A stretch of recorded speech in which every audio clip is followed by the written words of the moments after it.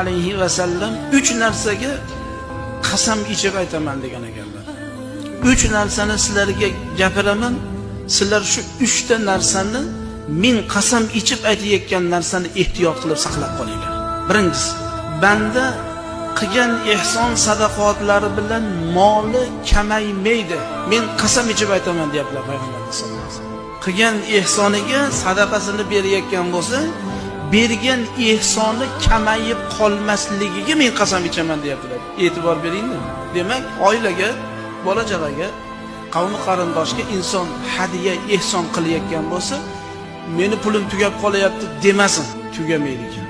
Ikkinchisi, bir bandaga birov zulm qilgan bo'lsa, zulm qilingan bo'lsa bandaga, shu qilayotgan zulmiga banda sabr qiladigan bo'lsa, Alloh jalla va alo sabri tufayli unga azizlikni Alloh ziyoda qiladi.